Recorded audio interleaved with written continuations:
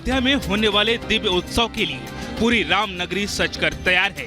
देश भर के राम भक्त 22 जनवरी को बड़े ही बेसब्री से इंतजार कर रहे हैं। समारोह को ऐतिहासिक बनाने के लिए हर ओर जोर शोर से तैयारी जारी है। कहीं शहर को सजाया संवारा जा रहा है तो कहीं श्री राम मंदिर के प्राण प्रतिष्ठा समारोह में भगवान को भोग लगाने के लिए लड्डू बनाए जा रहे हैं। प्रसाद बनाने में सभी लोग उमंगी से, सब लोग अपने उमंग में बना रहे हैं। सर जी कैसे बना रहे हैं? ये लड्डू बन रहा है शुद्ध देसी गाय घी का। इसमें पड़ रहा है 1 किलो बेसन और 1 किलो शक्कर और 700 ग्राम देसी घी का मात्रा देकर बन रहा है। तैयारी में कहीं से कोई कसर न रह जाए, इसके लिए सीएम योगी आदित्यनाथ ने खुद कमान संभाल रखी है। अयोध्या के ताबड़तोड़ दौरे कर वो लगातार प्राण प्रतिष्ठा कार्यक्रम को भव्य बनाने में जुटे हैं। अधिकारियों से पल पल की रिपोर्ट ले रहे हैं। इसी कड़ी में मुख्यमंत्री योगी ने सभी जिलों के डीएम के साथ समीक्षा बैठक की। वीडियो कॉन्फ्रेंसिंग के जरिए सीएम योगी ने प्रदेश के सभी जिलाधिकारी को प्राण प्रतिष्ठा कार्यक्रम को लेकर 22 जनवरी को सार्वजनिक अवकाश की घोषणा करते हुए जरूरी दिशा निर्देश दिए हैं। स्कूल कॉलेजेस के अलावा हमारे प्रदेश में हम सार्वजनिक अवकाश रखेंगे। पूरे प्रदेश में सार्वजनिक अवकाश होंगे। दूसरा, 22 जनवरी को हमने प्रदेश में शराब की दुकानों को पूरी तरह बंद रखने के लिए कहा है। सुबह से लेके देर रात्रि तक ये सभी बंद रहेंगे। सीएम योगी ने जिलाधिकारियों के साथ बैठक कर पूरे सूबे की सुरक्षा मुस्तैद करने के सख्त आदेश दिए हैं। इसके साथ ही चप्पे चप्पे की सीसीटीवी से निगरानी करने के निर्देश दिए हैं। इस पूरे कार्यक्रम में सुरक्षा एक बहुत मायने रखेगा। पूरे प्रदेश के अंदर ये अलर्ट केवल अयोध्या, प्रयागराज या गोरखपुर के लिए नहीं है, या फर्रुखाबाद या गढ़मुक्तेश्वर के लिए नहीं है, या प्रदेश की राजधानी लखनऊ तक सीमित नहीं है। पूरे प्रदेश में हमें पूरी सतर्कता बरतनी पड़ेगी। दिव्य उत्सव में पहुंचने वाले लोगों को कोई समस्या ना हो, इसके लिए सीएम ने लखनऊ, प्रयागराज, वाराणसी से अयोध्या तक ग्रीन कॉरिडोर तैयार करने की बात कही है। महत्वपूर्ण होगा अयोध्या जाने के लिए एक ग्रीन कॉरिडोर तैयार करना। Lucknow airport, Lucknow railway station या बस स्टेशन से बाराबंकी होते हुए अयोध्या, इस पूरे रूट पर कहीं भी अतिक्रमण न हो। कोई ठेला नहीं, कोई टैक्सी नहीं, कोई अनावश्यक बस नहीं, कोई ट्रक नहीं, अनावश्यक कोई भी आवागमन को बाधित न करने पाए। इसके साथ ही प्रदेश के जिलाधिकारियों के साथ हुई बैठक में मुख्यमंत्री ने कहा कि प्राण प्रतिष्ठा आस्था और आनंद का ऐतिहासिक अवसर है, इसलिए इसे दिव्य और भव्य बनाने में कोई चूक ना हो। सीएम योगी आदित्यनाथ ने कार्यक्रम को लेकर गाइडलाइन जारी करते हुए कहा,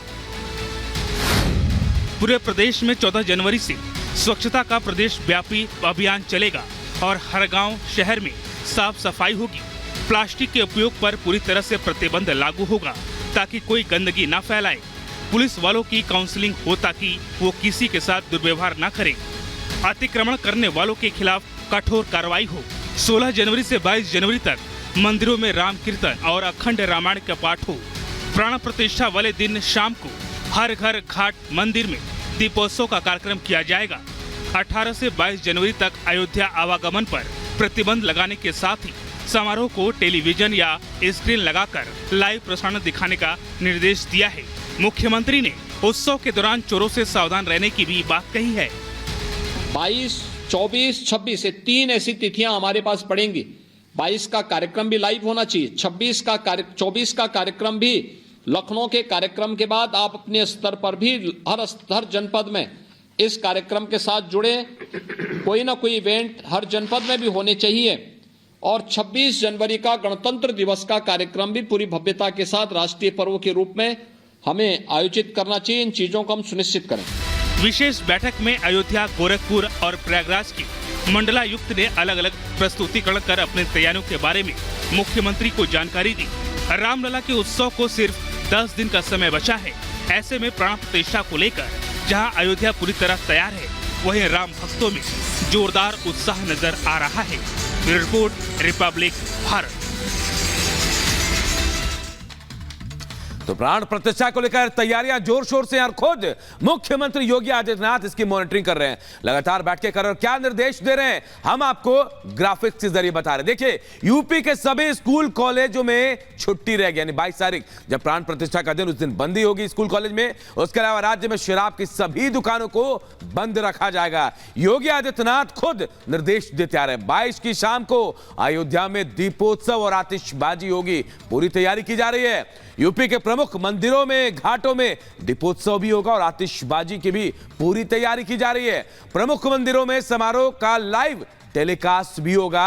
50 से ज्यादा जगहों में तैयारी भी की गई है। सरकारी इमारतों, स्कूलों को रोशनी से सजाया जाएगा, दुल्हन की तरह अयोध्या दिखनी चाहिए। जी हां, 16 से 22 जनवरी तक प्रमुख मंदिरों में राम संकीर्तन किया जाएगा, यानी भजन का कार्यक्रम है।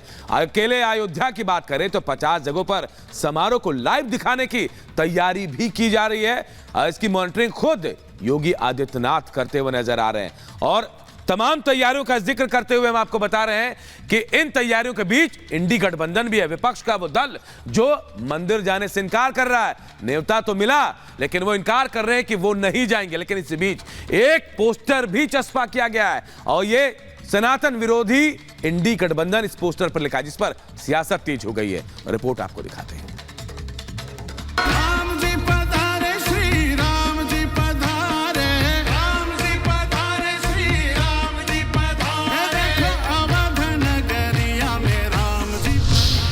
राम को ठुकराएंगे, 24 में सजा पाएंगे।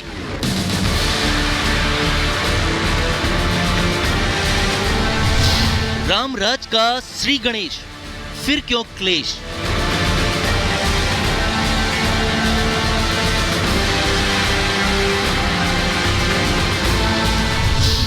सनातन विरोधी इंडी गठबंधन। अयोध्या में 22 जनवरी को होने वाले राम मंदिर के उद्घाटन समारोह की भव्य तैयारी की जा रही है। प्रधानमंत्री मोदी की मौजूदगी में भव्य राम मंदिर में रामलला की प्राण प्रतिष्ठा की जाएगी। कार्यक्रम में करीब 7,000 वीआईपी गेस्ट के शामिल होने की उम्मीद की जा रही है। हालांकि कांग्रेस ने प्राण प्रतिष्ठा का निमंत्रण ठुकरा दिया है। भारतीय जनता पार्टी ने इसे लेकर विपक्ष पर निशाना साधा है और उसे सनातन विरोधी करार दिया है। भारतीय जनता पार्टी ने सोशल मीडिया पर एक पोस्ट जारी कर कहा, पहचानिए राम मंदिर प्राण प्रतिष्ठा समारोह के न्योते को ठुकराने वाले सनातन विरोधियों के चेहरे। लेकिन कांग्रेस का कहना है कि प्राण प्रतिष्ठा के कार्यक्रम को बीजेपी ने राजनीतिक बना दिया है, इसलिए इसका बहिष्कार है। भगवान राम के सभी भक्त हैं।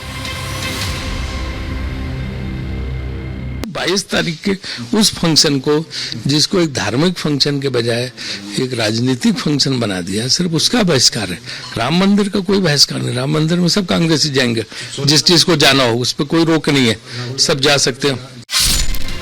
वहीं बीजेपी नेता कांग्रेस पर जमकर वार कर रहे हैं। केंद्रीय मंत्री अर्जुन राम मेघवाल ने कहा कि कांग्रेस ने सबसे पहले वीर सावरकर की प्रतिमा का बहिष्कार किया था, लेकिन ये देश का कार्यक्रम है और ऐसे में कांग्रेस का विरोध सही नहीं है। वीर सावरकर की एक प्रतिमा संसद में लगी, सबसे पहले बाइकाट वहां किया उन्होंने, वो ठीक नहीं था। अब ये सांस्कृतिक उत्थान का एक इतना बड़ा कार्यक्रम और पूरे देश में उल्लास और उमंग का वातावरण है, वो जाने भी कांग्रेस, लेकिन देश तो उमंग और उल्लास के वातावरण में डूब रहा है। कांग्रेस के फैसले पर बीजेपी हमलावर है। बीजेपी का कहना है कि प्राण प्रतिष्ठा कार्यक्रम का बहिष्कार करने वालों का जनता चुनाव में बहिष्कार करेगी। राम मंदिर प्राण प्रतिष्ठा समारोह 22 जनवरी को हो रहा है। इसमें शामिल होने के लिए प्रधानमंत्री नरेंद्र मोदी और यूपी के सीएम योगी आदित्यनाथ सहित हजारों लोगों को निमंत्रण भेजा गया है। Bureau report, Republic Bharat. और देखिए, हम तस्वीरें भी आपको दिखा रहे, तैयारियां चल रही है। और सबसे बड़ी बात कि इंडी गठबंधन जो है वो इस प्राण प्रतिष्ठा का विरोध कर रहा है। नाराज हैं बहुत सारे लोग और देखिए कई दुविधाओं में है। इंडी गठबंधन दुविधा में है। बीजेपी को राम मंदिर का श्रेय मिलने का डर इंडी गठबंधन को सता रहा है, तो दूसरी तरफ देखिए बायकॉट से चुनाव में बीजेपी को फायदा भी मिल सकता है। बड़ा मुद्दा बीजेपी के होगा। और देखिए कौन कौन किनारे हो गए हैं जी, एनडीए गठबंधन से कौन कौन किनारे हुआ आपको बता रहा है अखिलेश यादव है, सपा के प्रमुख हैं, इन्होंने किनारा किया। ममता बनर्जी टीएमसी की जो लीडर है, चीफ है, वो इसे किनारा कर चुके हैं। सीताराम येचुरी बड़ा नाम, ये भी राम मंदिर नहीं जाएंगे, इन्होंने भी किनारा किया। संजय राउत शिवसेना, उद्धव गुट के और मल्लिकार्जुन खड़गे कांग्रेस के राष्ट्रीय अध्यक्ष जो हैं, ये इन लोगों ने किनारा किया हुआ है।